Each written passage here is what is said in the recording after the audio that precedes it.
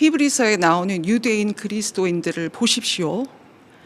재산을 몰수당하고 집을 빼앗기고 가족에게서 버림을 당하고 감옥에 갇히기도 했으며 길거리에서는 조롱거리가 되고 심지어 생명의 위협까지 느끼고 있습니다. 이 사람들이 느끼는 삶의 진동과 충격은 어마어마한 것입니다. 삶의 모든 근간이 통째로 흔들리고 있습니다. 그런데 히브리서 기자는 오직 예수 그리스도가 답이라고 말하고 있습니다. 그들의 현실적인 문제에 대한 답과는 전혀 다른 관점으로 이야기를 시작하고 있는 것입니다. 예수 그리스도가 너희가 얻은 구원이 그 모든 문제에 대한 답이라는 것입니다. 기존에 살던 유대교 세상에서는 답을 찾을 수 없으니 새로운 시공간, 하나님의 나라로 진입하라는 것입니다. 생각의 방향을 예수님 중심으로 근본적으로 완전히 바꾸라는 것입니다. 기독교에서 구원은 하나님이 오신 사건입니다. 그 엄청난 존재가 스스로 자기 증명을 하시겠다고 이 땅으로 성큼성큼 내려오셨다는 겁니다. 십자가 사건은 우리에게 다시 에덴 동산을 복원시켜 주시겠다고 하는 하나님의 깊은 사랑입니다. 우리는 모두 새 아담과 이브입니다. 또 죄를 지을까 봐, 선악과를 또 건드릴까 봐 아예 그 가능성까지도 없애버리려고 예수님이 십자가에서 그 엄청난 고난을 받으셨습니다. 하나님께서 태초에 의도하셨던 세상으로 우리를 데리고 가기 위해서 예수님이 겪으신 희생과 고통은 감히 우리가 상상할 수도 없는 일이었습니다. 사랑하는 여러분, 십자가의 실제적인 고통을 정확하게 들어보신 적이 있습니까? 법의학자인 마이클 헌터에 의하면 십자가에서 6시간 만에 돌아가신 것은 아주 이례적인 일이라고 합니다. 훨씬 더 많은 시간이 필요하다는 것입니다. 어떻게 된 일일까요? 십자가에 오르기도 전에 당한 고통에 대해서 그가 말합니다. 예수님이 죽기 전날 밤 기도하면서 피땀을 흘렸다고 했는데 감정적으로 극도의 스트레스를 받았을 때 혈관과 땀샘이 다 파열되었을 거라고 말합니다. 또한 잔인한 채찍질이 있었습니다.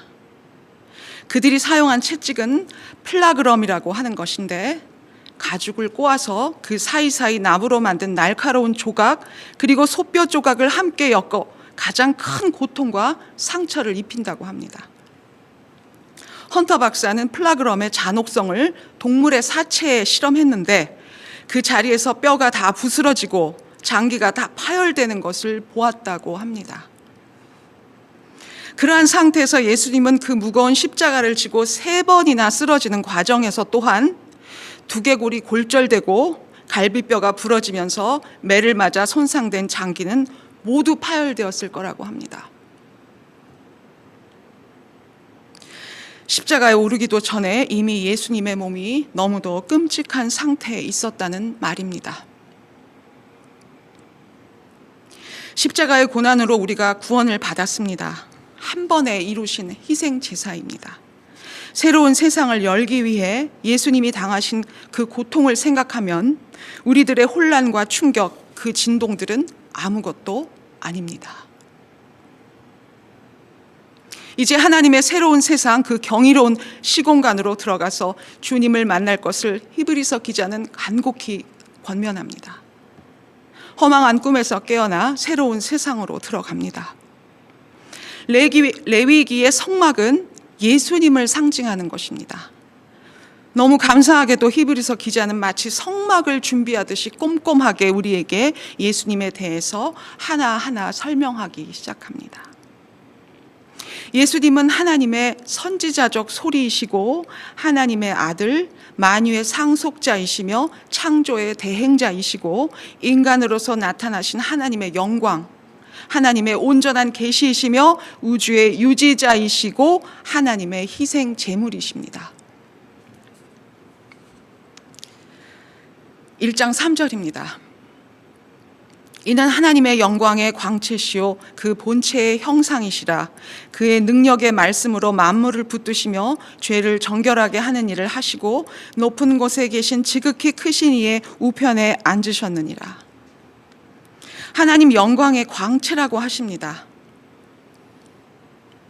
사랑하는 여러분, 아침에 일어났을 때 집안 구석구석을 밝혀주는 그 환한 빛이 어디에서 오는지 모르는 바보는 없습니다. 예수님은 우리 삶의 구석구석까지 하나님의 기이한 빛으로 들어와 우리를 지켜주고 계십니다. 영광의 헬라어 독세스는 구약에서는 하나님의 임재를 나타내며 신약에서는 하나님의 속성 전체를 의미합니다. 우리 그리스도인들은 예수님 안에서 하나님의 모든 속성과 영광을 볼 수 있는 것입니다.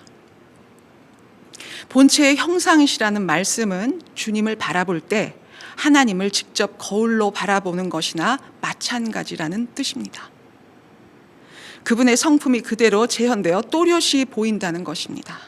형상에 해당하는 헬라어 카라크테르란 스탬프를 사용해 동전에 남긴 정확한 자국이라는 의미인데, 이것은 마치 아버지의 본성과 영광의 정확한 자국이 아들의 인간적 본성이라는 부드러운 금속의 도장처럼 찍혀서 고스란히 재현된 것과 마찬가지라는 뜻으로 받아들일 수 있습니다.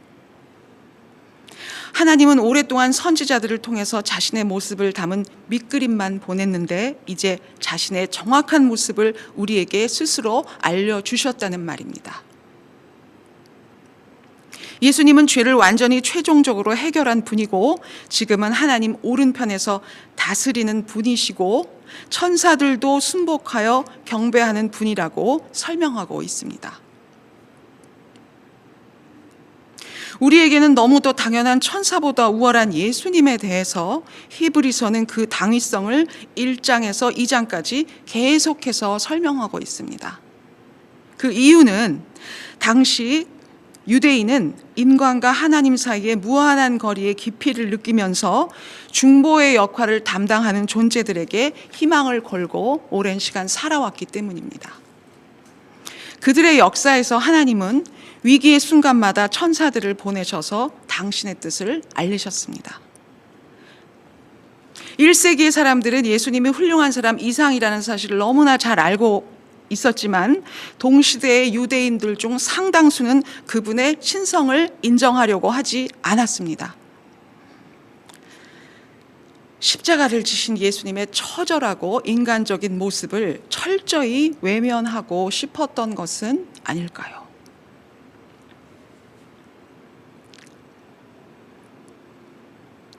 살다 보면 어려울 때도 있고 무서울 때도 있고 심지어는 너무 힘들어서 다 포기하고 죽고 싶을 때도 있습니다. 신앙은 더더욱 그렇습니다. 기도하고 예배 드리고 어려운 성도를 돕고 그래도 나름 열심히 하고 있다고 생각하는데 현실은 언제나 기대와 다르게 돌아가고 보상도 없고 고통스럽습니다. 하나님만 붙잡고 기도해. 다 잘 될 거야. 우리가 해줄 수 있는 일반적인 그러나 가장 모호한 답입니다. 구원받았으니 일상이 기쁨으로 감사로 가득해야 한다고 이야기하는데 솔직히 마음속으로는 실망을 넘어 체념으로 가득한 것이 현실입니다. 그러나 사랑하는 여러분, 그것은 내 마음의 생각과 감정일 뿐 하나님 품 안에서의 내 본질은 전혀 변화된 것이 없습니다. 무슨 말일까요?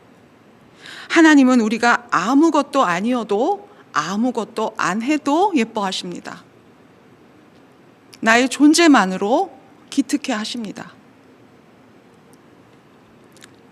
아이들만이 천국에 올 수 있다는 비유의 말씀은 아이들이 엄마만 바라보고 엄마만 좋다고 하면 세상의 모든 것을 얻은 듯 의기양양한 그 모습으로 하나님만을 바라보라는 단순함에 관한 이야기입니다. 내 본질은 나를 만드신 하나님께서 결정하는 것이지 지금의 상황이나 처지, 남들의 눈에 의해 결정되는 것이 아니기 때문입니다. 우리의 자녀들을 떠올려 보십시오. 얼마나 이쁩니까?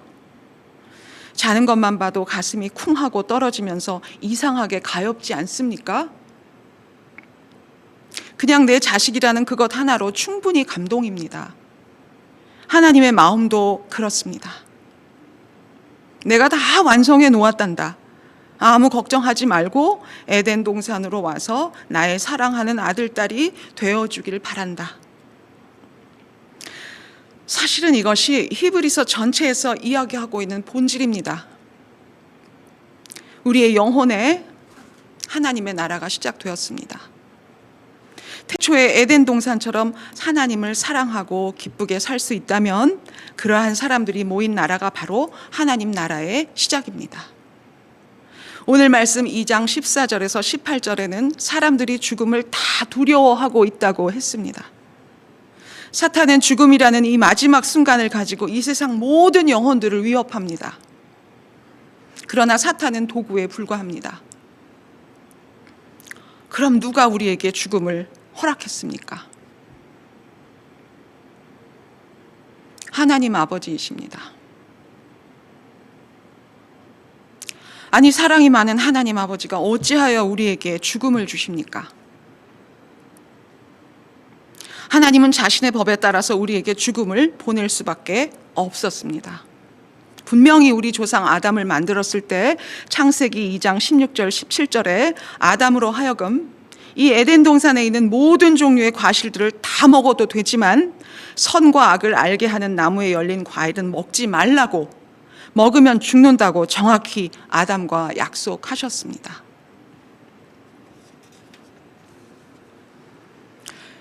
여러분, 약속은 무서운 것입니다.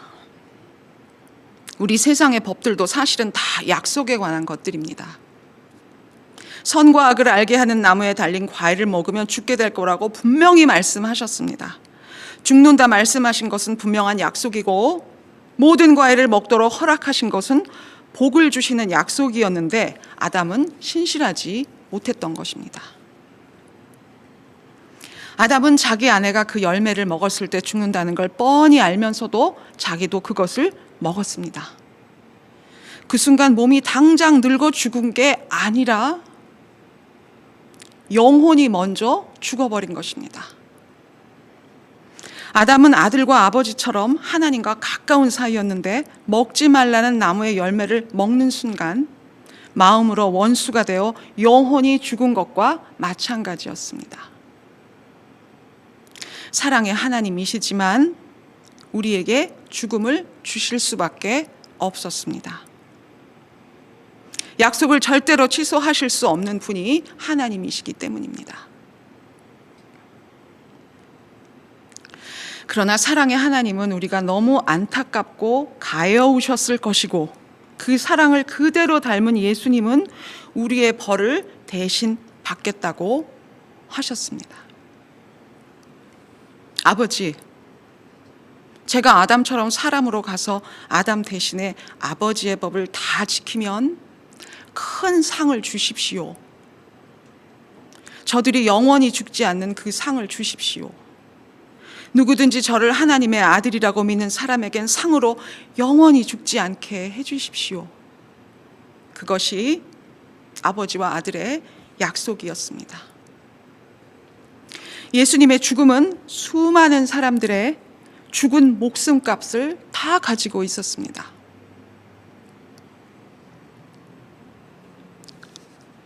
죽음이 위협으로 우리에게 다가올 때 사람들은 죽음의 노예가 되어 벌벌 떨고 꼼짝 못한다고 했습니다. 물론 어떤 사람들은 그것을 무시하고 죽음이 없는 것처럼 살려 하나 히브리서 기자가 9장 20절에 밝힌 대로 한 번 죽는 것은 사람에게 정해진 것이요 그 후에는 심판이 있으리니, 조금이라도 생각이 있는 사람이라면 죽음을 어떻게 생각해야 할지 결정을 해야 합니다. 늙어가는 것에 대해서 어떻게 대처해야 할지 결정을 해야 합니다. 그래서 예수님이 자신의 일을 시작하신 것입니다. 아브라함의 아들, 딸처럼 사람으로 와서 하나님 앞에 짐승을 죽여서 바치는 제사장이 아니라 자기 자신을 죽여서 바치는 대제사장이 되셨습니다. 왜냐하면 사람들의 죄 때문에 하나님이 화가 났고 또 약속하셨기 때문에 죽일 수밖에 없는 상황에서 예수님이 할 수 있는 일은 하나님의 법에 따르는 것뿐이었습니다. 대제사장이 되어서 법에 따라 자신이 하나님의 벌을 받겠다고 하셨습니다. 이것은 하나님을 향한 예수님의 신실함입니다. 십자가에서 말씀하십니다. 하나님, 사람들에게 내리는 벌을 저에게 다 주세요. 하나님 법대로 하겠습니다. 제가 신실하게 다 지키겠습니다. 그리고 제 사랑하는 형제 자매들 잘못하고 유혹에 빠질 때 자비를 베풀어 주세요. 사랑하는 여러분, 이것이 예수님이 하신 일입니다. 유대인 그리스도인들에게 유혹에 빠져서 하나님의 마음을 아프게 했다 할지라도 절대 주저앉지 말라는 것입니다. 모든 유혹을 이기고 대제사장이 되신 하나님의 아들 나사렛 예수가 지금 하나님 오른편에 앉아서 이렇게 또 기도를 하고 계십니다. 이들의 죄는 이미 제가 다 받았으니까 화는 저한테 내시고 이 사람들의 죄를 용서해 주세요. 나에게 벌 내리신 걸로 다 끝내고 이들을 불쌍히 보아 주셔야 합니다. 이렇게 끊임없이 지금도 중보 기도를 하고 계신다는 것입니다.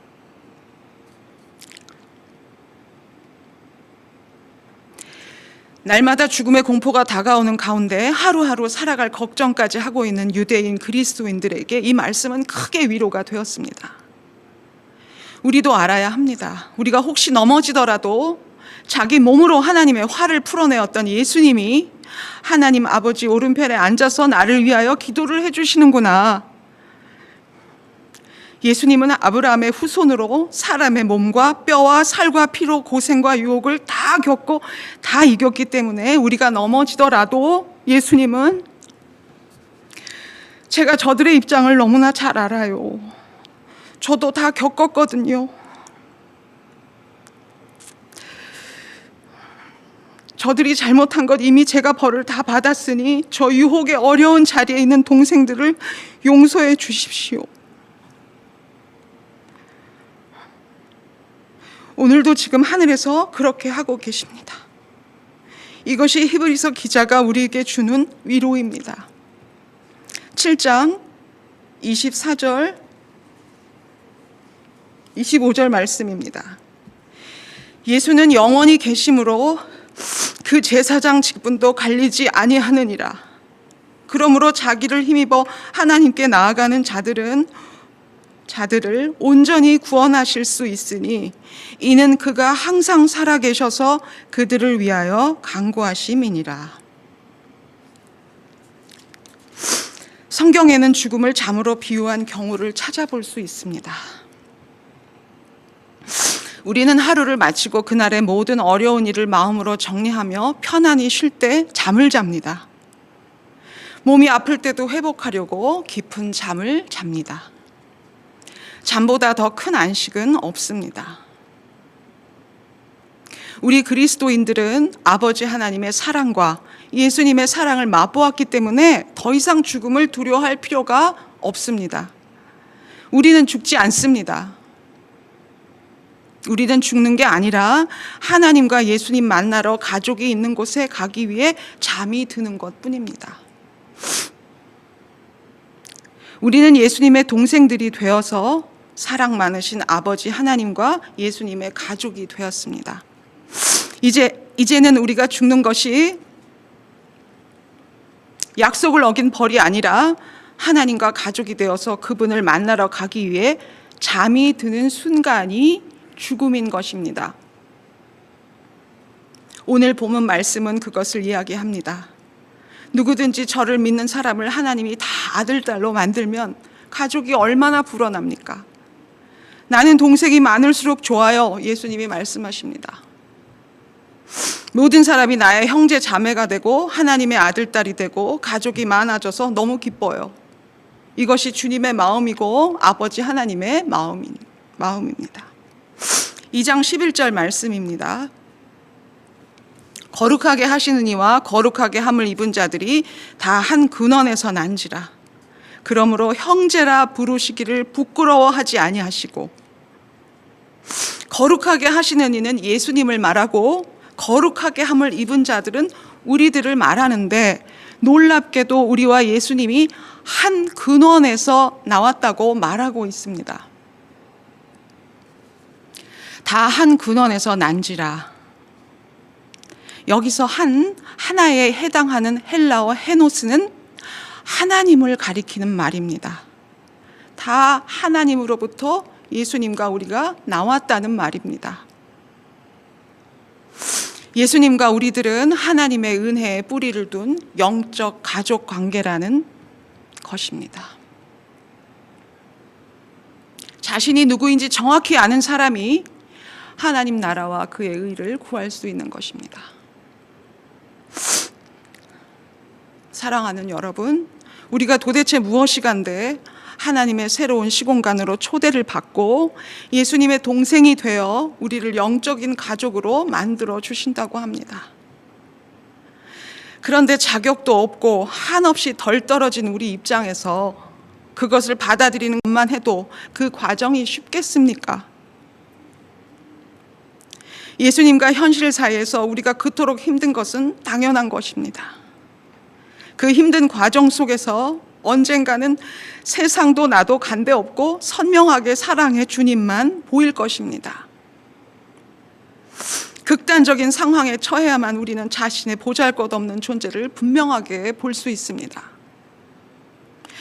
자신이 가진 것을 다 잃고서야 자신이 아들이라는 것도 감당 못하겠다고 품꾼의 하나로 써달라고 했던 탕자를 떠올려 봅니다. 아버지는 그를 보자마자 순식간에 아들의 지위를 회복시켜 주십니다. 하나님 아버지의 마음입니다. 이것이 히브리서에서 이야기하고자 하는 것입니다. 유대인 그리스도인의 절박한 상황도 우리들의 힘든 현실도 하나님이 허락하신 일입니다. 그러므로 하나님이 해결해 주시고 그 놀라운 하나님 나라로 들어갈 수 있도록 도와주실 것입니다. 우리 평생에 일어나는 일 중에 예수님이 우리와 공감하고 도와주고 구출하실 수 없는 일은 하나도 없습니다. 또 어떤 어려운 상황도 그분이 우리를 하나님의 새로운 세상으로 데리고 가지 못하도록 방해할 수 없습니다. 오직 예수님만을 바라볼 때 새로운 세상이 열리고 신기한 새 에너지가 우리들 안에 있음을 발견할 것입니다. 그 온화하고 강력한 인격적 임재가 우리들로 하여금 새로운 일을 하게 할 것이고 새로운 생각과 활력을 불어넣어 줄 것입니다. 구원이란 완전히 다른 세상으로 들어가서 주도적 리더가 되는 것입니다. 히브리서는 우리가 가지는 자신의 어떤 한계와 부족함에 대한 우리들의 체념을 극복하고 새로운 세상을 향해 도전하는 데 그 초점을 두고 있습니다. 믿고 순종하면 우리의 인생은 하나님 안에서 한없이 명예로워지는 것입니다. 진리는 되는 대로 살아가는 자기 만족의 삶을 절대로 허용하지 않습니다. 하나님의 선하시고 기뻐하시고 온전하신 뜻이 무엇인지 잘 분별해야 할 것입니다. 구원을 받은 사람은 자신이 완전히 다른 세상에서 새롭게 창조되어 가고 있다는 것을 믿으셔야 합니다.